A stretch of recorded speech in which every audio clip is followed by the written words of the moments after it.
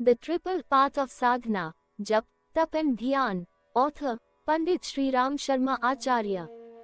Translated by T. N. Sahai. Revised by Shambhu Das and S. N. Pandya. Publisher, Shantikunj, Haridwar, India. First edition 2004. www.awgp.org. Contents. 1. The Science of Jap. 2. The Key to Paranormal Capabilities. 3. Tapascharya.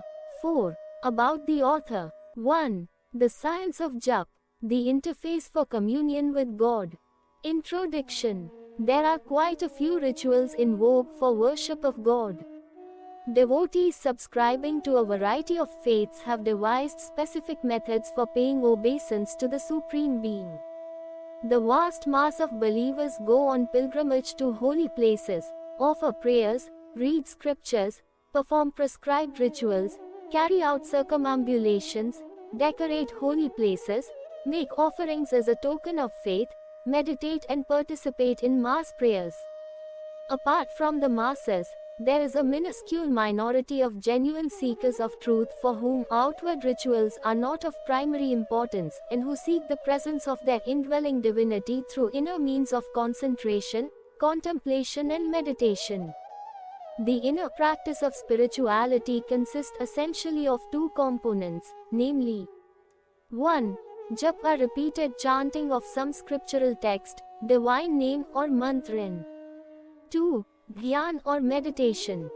Spiritual practices throughout the world have evolved around these two aspects of worship in some form or the other. Variants of Jap and Dhyan find place in all spiritual traditions. In advanced stages of spiritual practice, there does not remain any necessity for either physical or conscious mental action. The final state of meditation known as Samadhi or Turyavastha is experienced exclusively by intuitive perception, anubhuti, samvedana, emotional fervor, bhavna, and force of will, sankalp. This state is naturally reached by sadhana.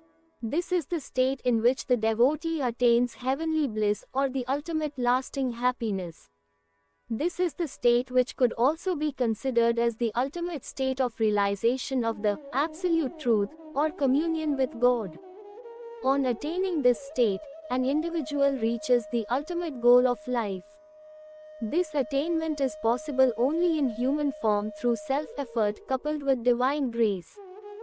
However, to realize this ultimate goal of life, one requires a persistent endeavor for refinement in thoughts, words and deeds. It is attained at an appropriate moment in life depending on the degree of emotional fervor, determination, persistence of endeavor and spiritual growth of the soul made in course of past lives. Attempts to hasten this process result only in retrogression. Aspirations like attempting to establish communion with God, reach the state of Samadhi, activate the dormant paranormal powers of Kundalini or acquiring supernormal powers by the grace of a realized saint, Shaktipat, instantaneously, are only indicative of childish immaturity. In the course of successive cycles of reincarnations, the human soul progressively advances towards evolution of Sukshma Sharir, subtle mental vital body, and thereafter the Karan Sharir, causal body. Research in parapsychology has established that whereas the physical mortal body perishes on death, the above two bodies are carried forward in successive births. Different temperaments of individuals born and brought up in the same environment confirm this hypothesis. The endeavor for spiritual evolution and consequent attainment of paranormal capabilities is possible for each and every human being. By keeping one's body, mind and heart engaged in altruistic activities, the soul can be made sufficiently refined so as to acquire paranormal experiences and capabilities, siddhis, which accrue on evolution of the astral body, Karan Sharir. In course of time, the seeker receives constant guidance from evolved souls, in physical or astral bodies. There are many such enlightened souls who are ever eager to help a deserving devotee. We are only required to concentrate on refining our raw, beastly behavior of animal-like existence, utilizing the potentialities of our partially active superconscious mind. In fact, all efforts of spiritual seeking are focused on development of the physical and mental components of our existence. When this has been accomplished by personal endeavor, one can rest assured of direct paranormal guidance from the omnipresent psychic energy field of God. As a missile launched with sufficient force goes beyond the gravitational field of Earth in a self-propelled orbit, with a strong will and persistence, the individual breaks free from the bonds of worldly pulls and proceeds on a natural course of spiritual evolution without any assistance from a living individual on this earth. The principles required to be learnt or taught for evolution of inner self are integrally associated with refinement of intelligence and idealism of action. In the realm of spirituality, these are indispensable. Nothing worthwhile can be achieved merely by following rituals of worship. Specific procedures prescribed for moral upliftment through ritualistic worship are comparable to the entertaining educational gadgets used for effectively casting an impression on the underdeveloped mind of a child during the kindergarten stage. A wrestler aspiring for success takes the help of muscle-building equipment. For climbing up on a hill one takes support of a walking stick, and for reaching a place quickly, an automobile is needed. Such accessories for help are certainly useful and indispensable, but it is to be kept in mind that they themselves do not have any independent miraculous power to take us to our ultimate goal. They serve only as means for increasing the efficiency of a healthy body. The various rituals employed for worshipping God serve the same purpose. The role of jap in spiritual seeking. While performing jap, repetitive chanting of mantra or name of God, in course of practice of spirituality, we try to remember that Supreme Being of whom one otherwise hardly ever thinks while involved in worldly pursuits. Why should man feel insecure when his Creator is omnipotent? Like a small child separated from his mother in a crowd, having lost contact with God, we are crouched in a corner terrified by the uncertainties of life, feeling unprotected and vulnerable. It appears as though we have lost our most intimate friend. The call of Jap is meant to look for that lost refuge. When a kitten sneaks into some odd corner, the mother cat wanders around mewing to search it. The mother is always within the reach of the kitten.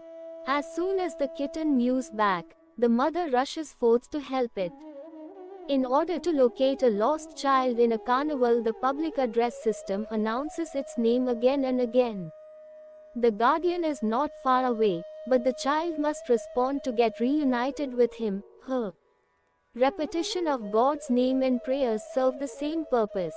He is omnipresent, always within our reach. The devotee must call him ardently and sincerely, forgetting everything else. Moral integrity is the foremost requirement for interaction with the Creator. Scriptures highlight the state of moral degradation of man with beautiful parables. There is the story of an elephant bathing in a river, whom a crocodile tried to drag in the deep waters by catching hold of one of its legs. The ensuing tug of war between the two, which was a matter of life and death for the pachyderm, made the latter extremely miserable.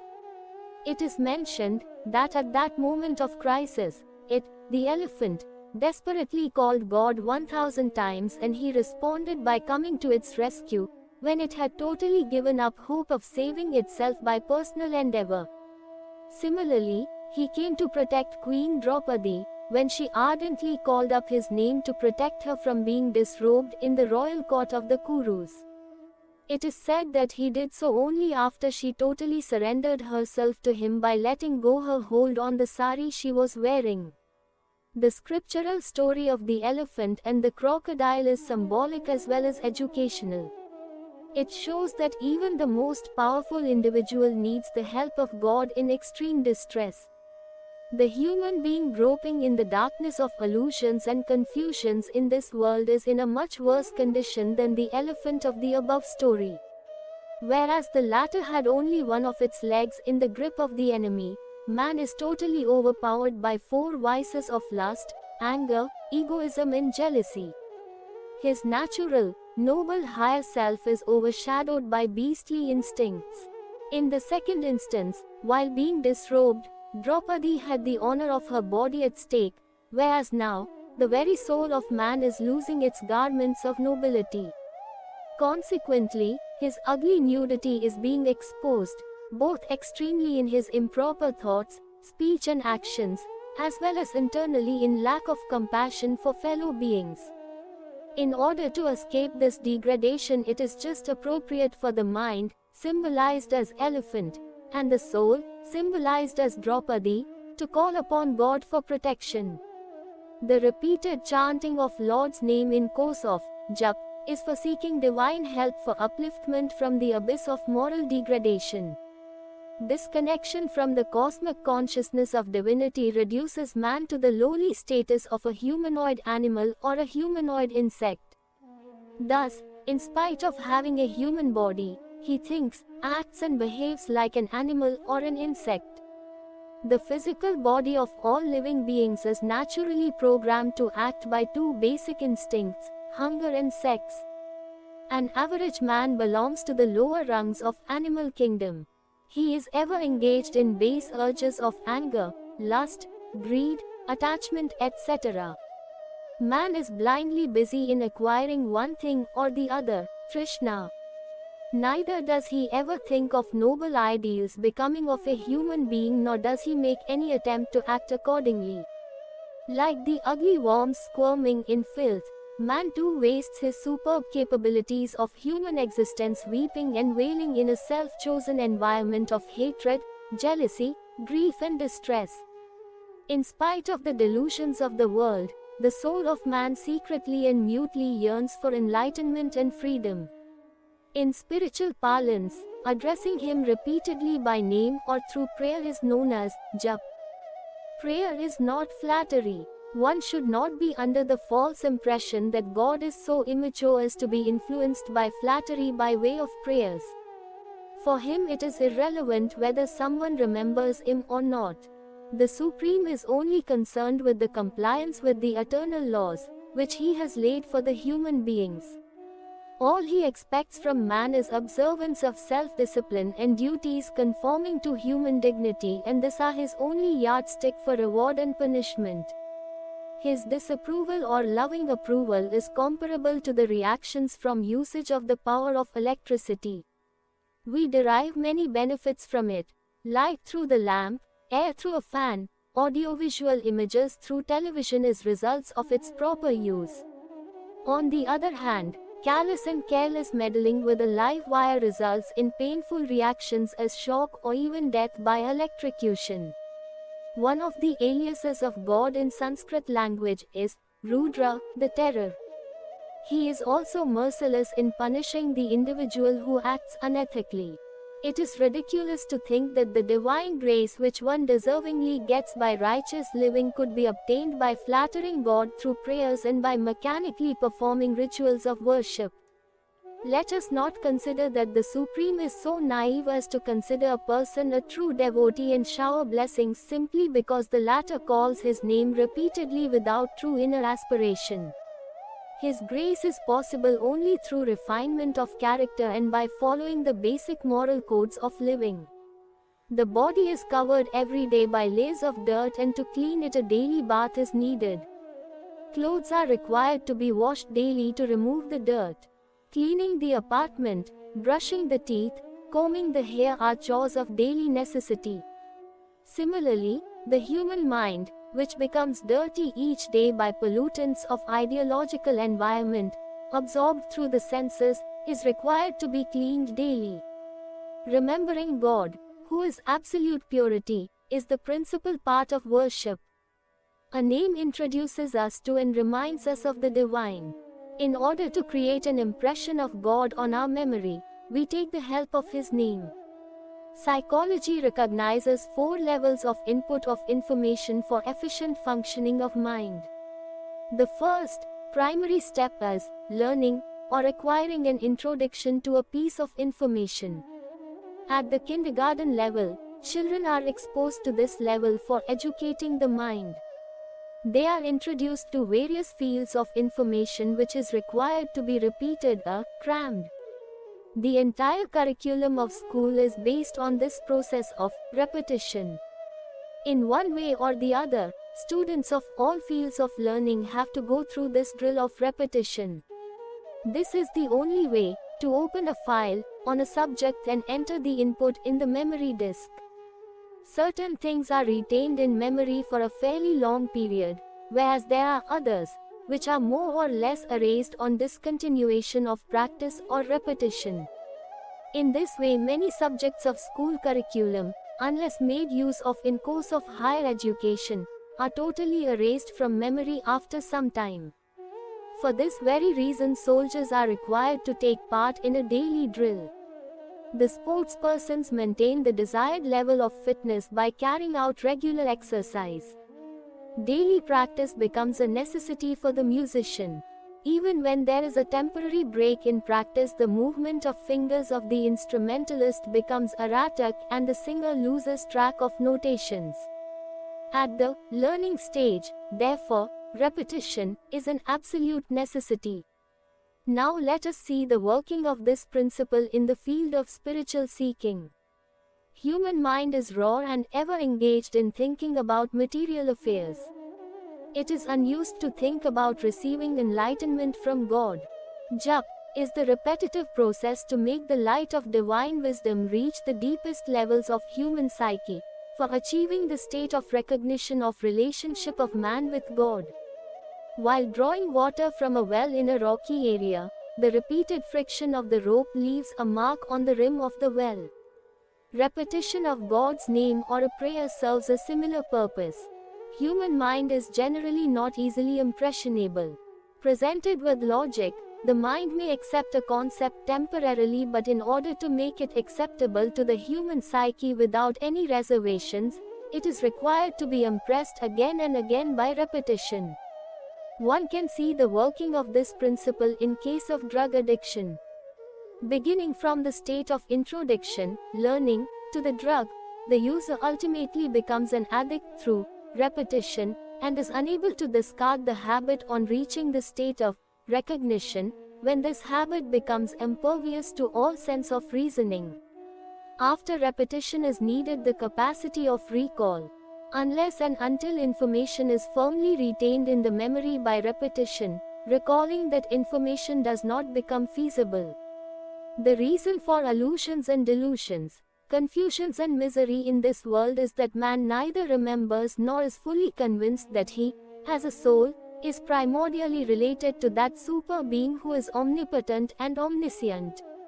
When the string held in the hand of a person flying a kite is let off, it begins to hover aimlessly hither and thither. Is it possible for the lifeless puppets to give a performance on their own? The electrical appliances cease to work when the wire transmitting the power supply is broken. The being, as soul, is eternally a part of the omnipresent God, but its deep involvement in Maya, the universal hypnotic power of the divine under whose spell the basically unreal and transitory objects, names and shapes, of the world appear to be real and permanent, and which makes man egocentric and separates him from his true identity oneness with the divine. Recall is an attempt to re-establish this forgotten identity. Jap, repetitive prayer, serves this purpose. Perseverance in upasana ultimately leads to the fourth and final state of recognition, that is awakening of the inner self, in which the soul is even aware of its true relationship with the Creator. It is well known that one does not recognize a person, place, thing or event till one has interacted with the former a number of times, which is a process of acquiring recognition. On reaching the state of recognition after performing jap repeatedly over a specific length of time, the sadhana acquires maturity and the soul recognizes its true relationship with God. In the state of recognition, a concept becomes ingrained in the innermost supra-conscious depths of the psyche, chit, which is impervious to the conscious working of intellect. This is the state of absolute faith which does not waver. The faith of an addict in the drug is a case in point. Having reached the state of recognition, after repetitive consumption of drug, the addict is unable to become free from the habit in spite of knowing the consequences.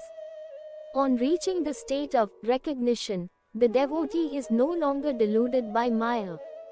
In parlance of Vedanta, at this stage, the soul recognizes its true identity as I am Atma Brahma, Tattvamasi, Soham, Chidanandoham, Shivoham. These are not mere verbal expressions but states of recognition of the self, reaching which, the personal traits, guna, actions, karma, temperament, swabhava, perspectives, drishtikon, and interactions acquire a level comparable to that of divinity itself. People coming in contact with such a person see and feel in him the presence of an awakened and elevated soul, Mahatma, an angel, Devatma, a prophet or an incarnation of God. For spiritual evolution of the soul, one is required to plow the field of mind where thoughts germinate. Only then can one expect a useful cultivation. In order to increase the fertility of soil, the field is required to be plowed again and again. Remembering God through jap may also be compared to a type of plowing. There is a story in the scriptures about a staunch child devotee named Prahlad, who only kept on writing the name of God throughout his education in the school. With the conviction that in his name lies his omniscience, he ultimately acquired wisdom. A similar episode is narrated from the childhood of Yudhishthir.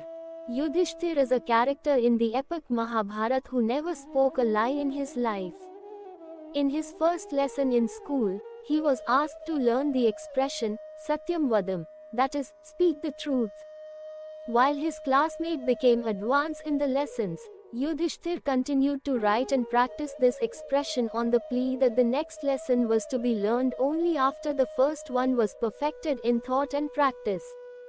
He continued to repeat this initial lesson till it reached the level of recognition and became a part of his instinctive behavior in life.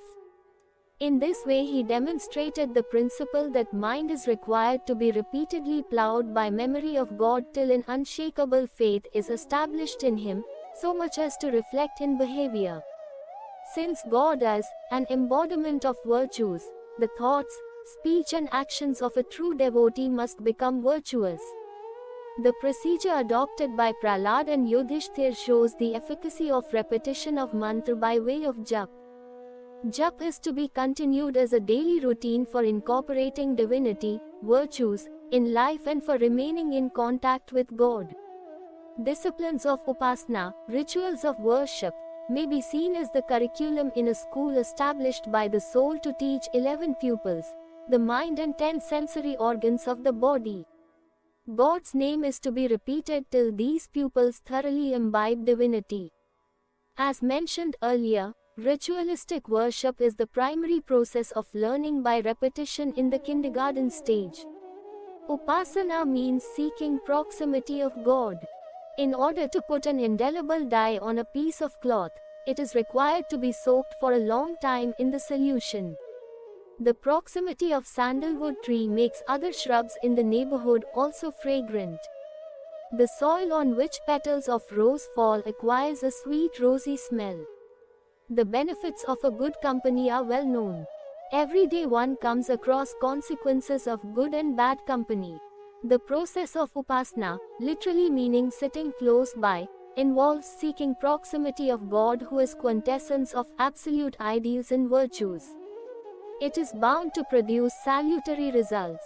In the realm of Indian spiritual literature, the well-known and most efficacious mantra for jap is the Gayatri mantra.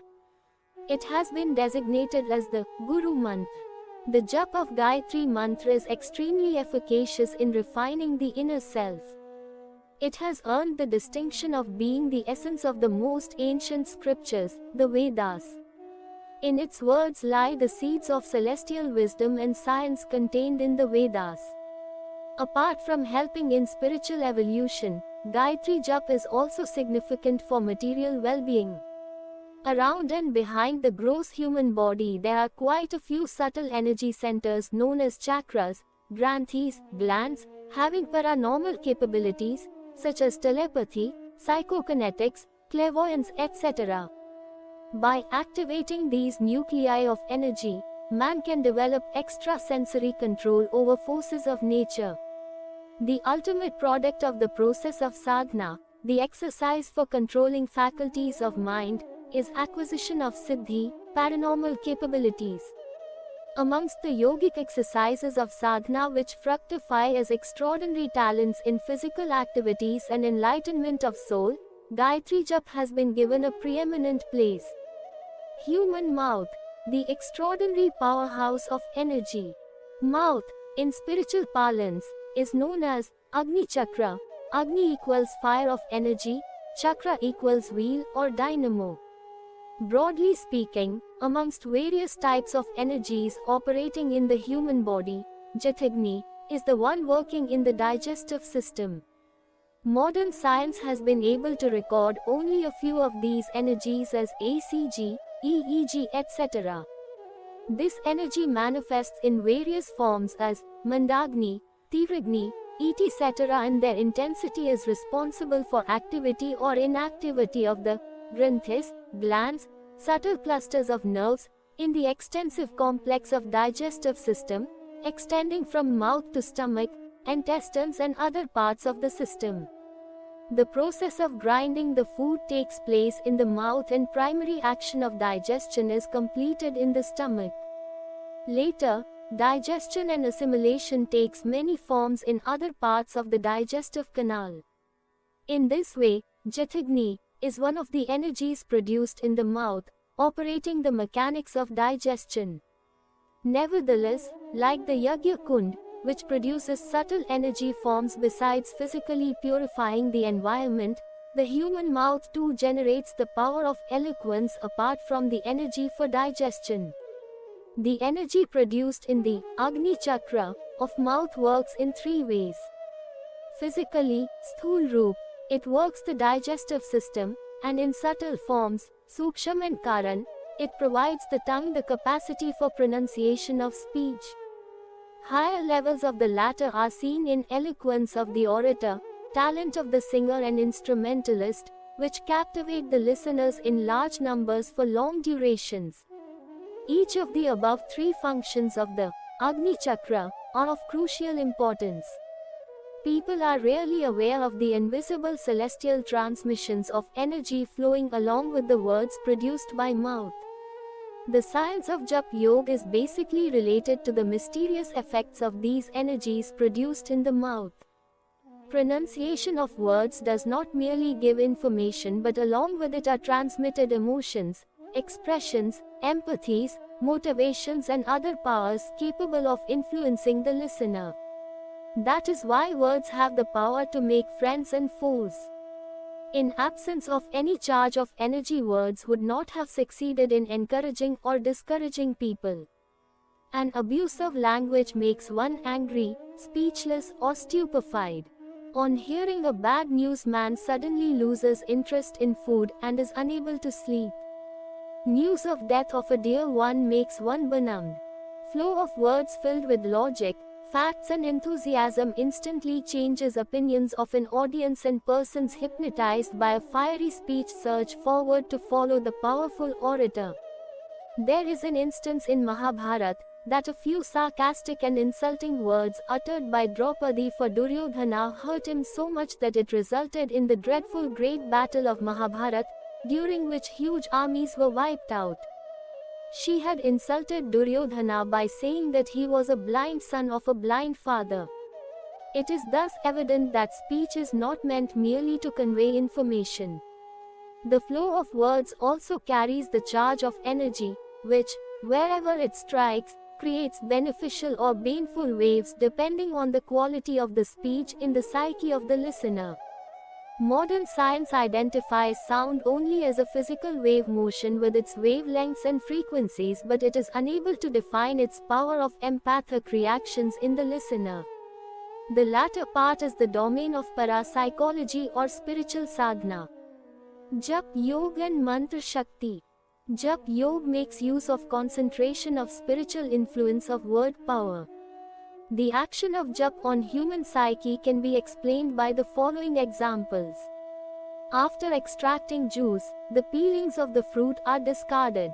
Buttermilk is set aside after butter has been separated from milk. In course of Jap Yoga, a similar reaction takes place. The churning by Jap produces such a vital force, Chetan Shakti, which, besides producing specific vibrations in the deeper levels of human mind, expands and fans out in the infinite space around the meditator, influencing persons, objects, places, in fact the entire environment related to the devotee. The phenomena is extrasensory and beyond the reach of material sciences. The syntax of words in the mantras is based on laws of subtle sound energy. Their meanings are irrelevant. The literal meaning of Gayatri Mantra is not so esoteric, but its powers are unbelievably extraordinary. Literally, Gayatri Mantra is a prayer for acquiring superior wisdom and enlightenment from God. There are thousands of mantras in the scriptures expressing the same intention. Literature of the world is full of poetry in various languages beseeching God for wisdom. Then in what way is Gayatri Mantra different from these compositions, and why is their recitation not as fruitful?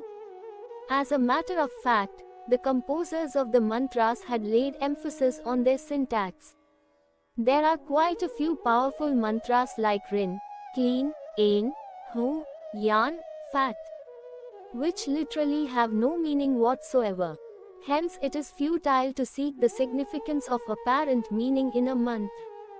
While composing a mantra, the only factors kept in view were the levels of efficacy of energy vibrations produced, the degree of influence on the pronouns, external environment and the desired objective. Jap is carried out in one of the following three ways: verbally, vachik, mentally, mansik, or partially mental partially physical, that is by moving lips without producing sound, upanshu. Mantras are traditionally enunciated according to specified musical notations. In the musical scale of pronunciation of a mantra, the notes, high, low or middle, ascending or descending, are made according to the letter of the mantra being pronounced. The jap of a mantra has twofold reactions, external and internal, local and non-local. When fire is ignited, it heats the place where it burns as well as the atmosphere around it by radiating warmth. Same is true about the subtle wave fronts of the sound waves created during the jap. Besides increasing the physical and mental efficiency of the person, they travel deep inside the psyche of the devotee, like the sub-oceanic currents, and for long distances around the person, akin to lasers covering astronomical distances in cosmos. Internally, within the body of the reciter, the subtle nerve clusters and muscles, chakras and upatikas, become charged with increased vitality. Continuous, rhythmic stimulation during jap creates a mysterious effect on these subtle centers of body. Rhythmic sound waves have tremendous potentialities. Soldiers are forbidden from marching in step on a bridge, lest the rhythmic vibrations of footsteps damage the structure. Continuity and rhythm are essential ingredients of jap. The effect of frequencies thus generated can be easily understood by the following example. If a cork weighing only 5 grams repeatedly strikes a freely suspended 1-ton iron girder, in course of time it would begin to vibrate. This is the miracle of power produced by rhythmic impacts. A systematically carried out jap has the same effect. The subtle nerve clusters and muscles become charged with high-frequency energy because of repeated stimulation by jap. In spiritual parlance, this phenomenon is known as Granthi Bhedan and Chakra Jagran, that is awakening of chakra, benefits of which accrue to the person performing the jap. The celestial attributes of the person, which otherwise lie dormant in the inner recesses of human psyche, chit, become reactivated and infuse a new vitality, Atma Bal, in the soul of the devotee, as a consequence of which she feels invigorated with a special spirit of energy. Benefits of this new achievement are reflected in enhanced physical and mental efficiency. An analogy with the typewriter. The effect of jap on a person is comparable to the working of a typewriter, in which the keys are pressed by fingers and the typefaces fall on the paper to produce a printout. Here organs producing speech in the mouth are like keys of the typewriter. While pronouncing the mantra, we press the keys and the energy generated thereby flows through the spokes of the nervous system to the subtle chakras and granthis, the typefaces at the ends of the spokes, producing the paranormal capabilities, siddhis, in the sadhakas, the printout. It is a time-tested fact that jap yoga performed according to prescribed procedure does result in activation of paranormal capabilities.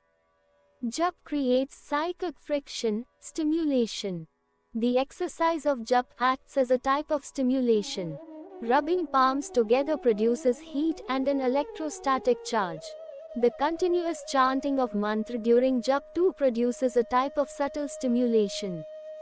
A soft rope rubbing repeatedly against a hard rocky surface leaves a mark on latter because of friction. The friction of respiration and flow of blood in the arteries too, on which life depends, create the temperature of body.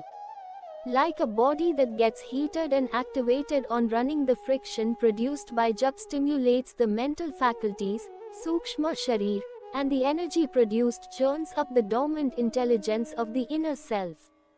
This, however, is not merely a process of stirring up for physical activation, but it also opens up possibilities of activation of paranormal faculties. The supersonics of jap yoga. It is well known that there are many frequencies of sound, subsonic and supersonic, which are not audible to human ears. Supersonics, ultrasonic, and their effects are now measurable with the help of sophisticated scientific instruments. The diaphragm of human ears is capable of recording audio frequencies in a limited range. Nature has produced human ears to record sound waves pertaining to necessities of human life only. The cosmos is, however, an immense ocean of energies.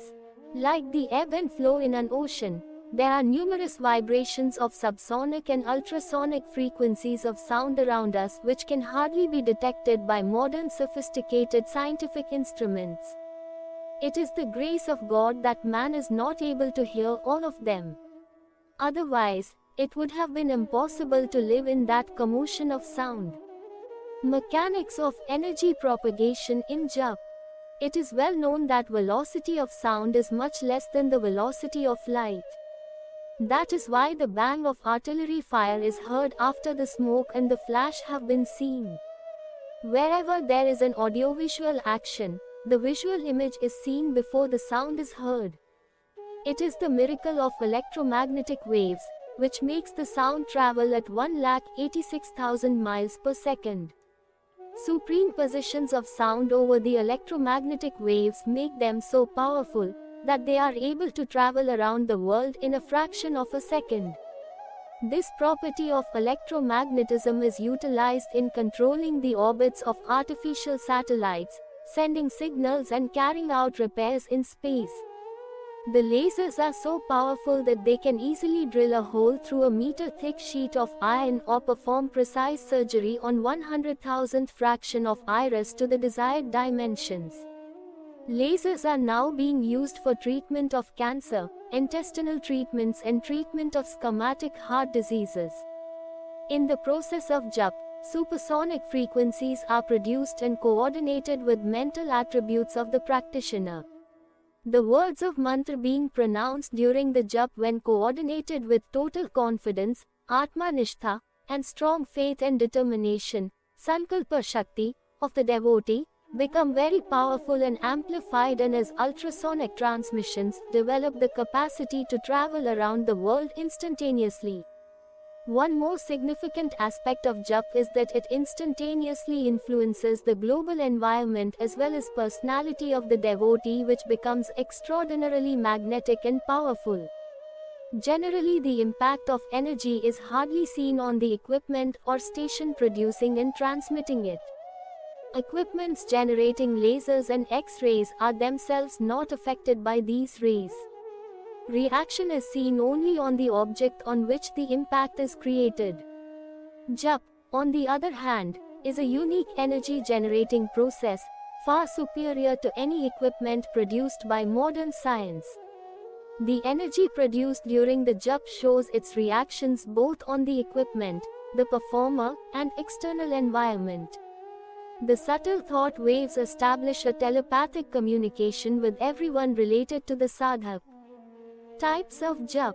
Usually jap is performed according to Upanshu procedure with Gayatri mantra.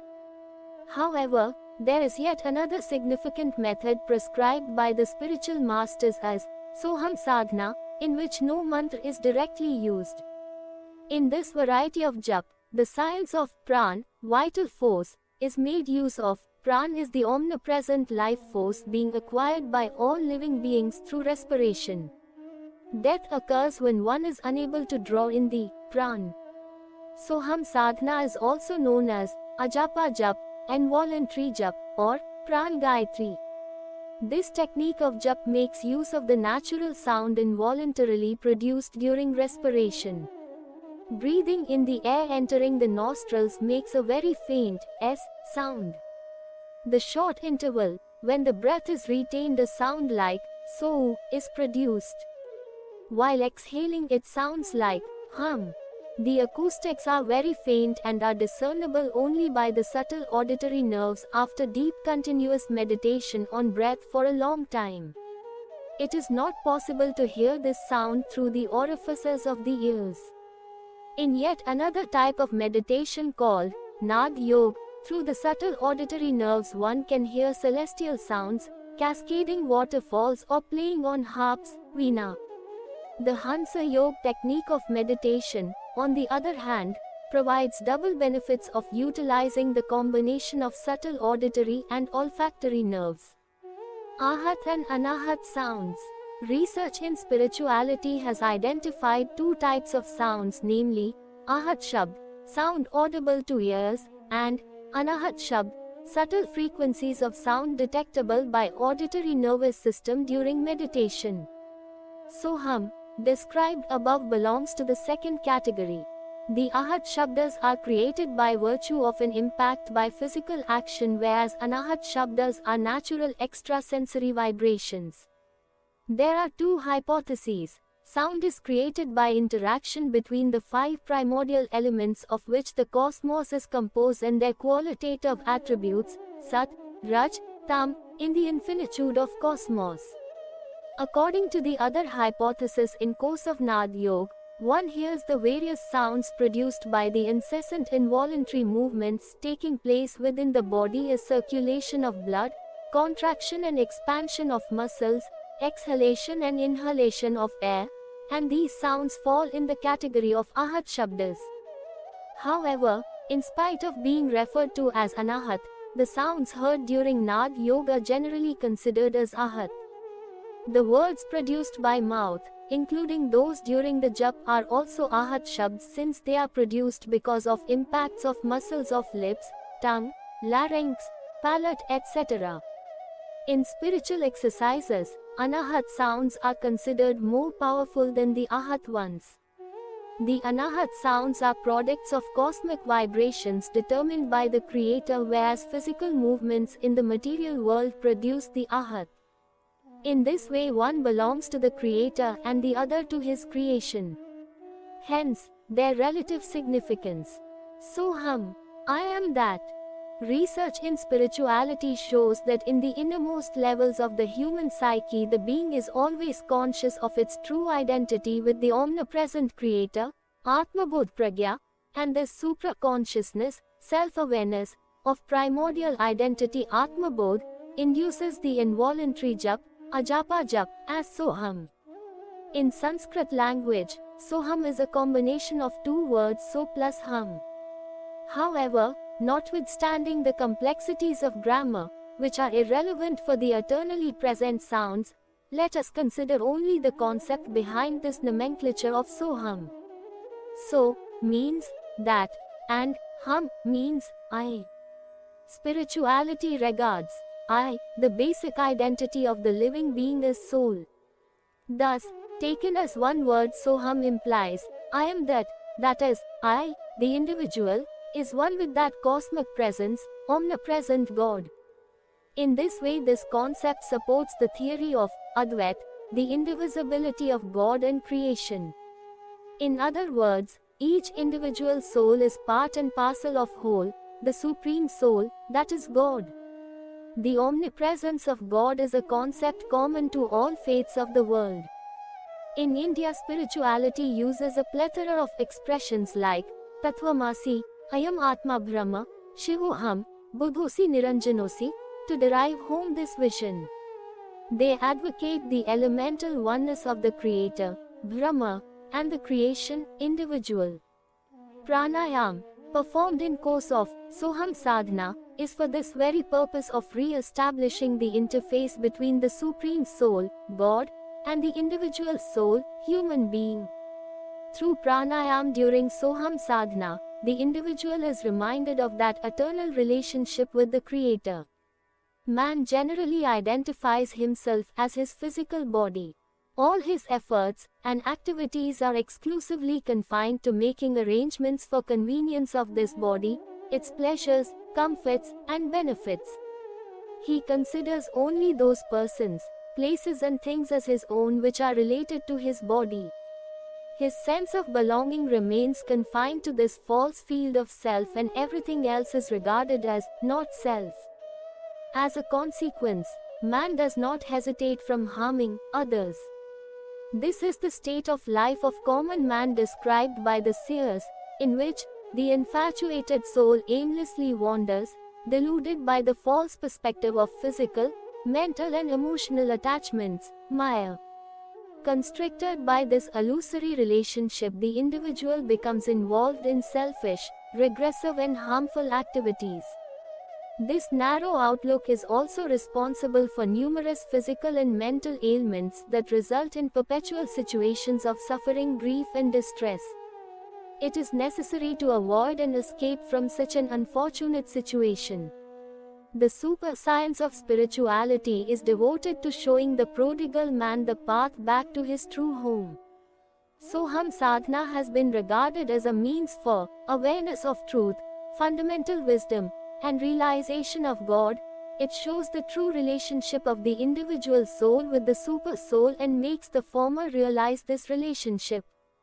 However, this realization is essentially dependent on freedom from illusions of belonging to others, that is, to the temporal, ephemeral relationships with people, places, things and events, that is Maya. The wisdom for attaining this realization of identity with the divine source cannot be acquired by individuals living a degraded existence of a humanoid worm, humanoid animal or devils disguised as humans. That is to say, if in spite of being in a human body one behaves like a worm, animal or devil, one can never establish this relationship with God. Mythology has it that tyrannical egoists like Ravana, Kans and Hiranyakashyap went to the extent of declaring themselves as God and forced people to acknowledge this deception as fact. In this self-hypnosis, they were even convinced about their omnipotence. But did it yield any positive results? Their egoism ultimately proved to be the reason for their annihilation. The concept of Soham, I am that, does not imply identifying this physical human body composed of the 5 primordial elements and 3 qualitative attributes, gunas, with God. Such a premise would be counterproductive, providing man with one more basis for inflating the ego and consequently becoming a cause for his retrogression instead of progressive evolution of the soul. In this autonomous jap of Soham during breathing is imbibed an indication of the true nature of soul, which is factually a part of the omnipresence of God. The concept of indivisibility of the Supreme Being in the individual being actually propounds the universality of the individual entity of soul, which, in other words, is same as omnipresence of God. Masters of spirituality have endeavored to explain this concept in many ways, like giving examples of the ocean and its waves, sun and its rays, the indivisibility of the cosmic life, Ghatakash, and its numerous living organisms, Mathakash, the unit of life, Pinda, and the whole, Brahmand, and the pieces of burning ember in a mass of fire.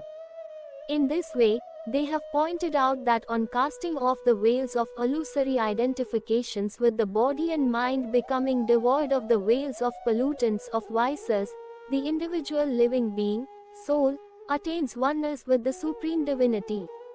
The only impediment to this unity is lack of true wisdom on the part of man.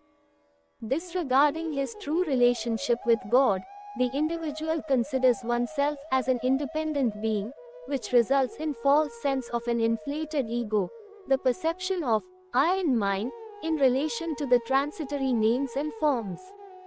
Consequently, because of his indulgence in narrow selfishness, man degrades his own self by his meaningless ideologies and counterproductive actions. Sadhana is meant solely for expelling the pollutants of the mind. The highest endeavor of human life is attempting for communion with God by augmenting purity in all facets of life in thoughts, words and deeds. Performance of Soham Sadhana does just this. The expression, because of being a part of God, the individual soul is indestructible, Ishwar Ansh Jiva Avinashi, is found in many places in the scriptural literature and is propagated by preachers. Though man is superficially aware of this truth, this does not serve the purpose. The idea must penetrate in innermost depths of the psyche. Only when the firm conviction in this concept is converted into an unwavering faith in God, will it become a source of motivation for the soul to take up in right earnest the cleansing out the dirt and dross of ignorance lying in all nooks and corners of mental, vital and physical parts of the being, and thus make them empty and pure receptacles for receiving the divine nectar of self-awareness. Having attained this state, the devotee becomes a medium for expression of the will of God. It is like the merger of a rivulet in the sacred river Ganga or dissolution of a drop of water in the ocean. In both cases, the water, losing its erstwhile individual identity, acquires the character of the vaster entity. Similarly, the thoughts and conduct of an enlightened person conform to those of an angel. Jap is not merely a ritualistic chanting of words of some mantra. The process must be associated with force of self-motivation through the words, Vak Shakti, contemplation on the objective, bioenergy, through pranayam, and emotional involvement. With these inputs, the jap becomes live and energized. Adopting this discipline of upasana, one can surely look forward to rapid spiritual growth.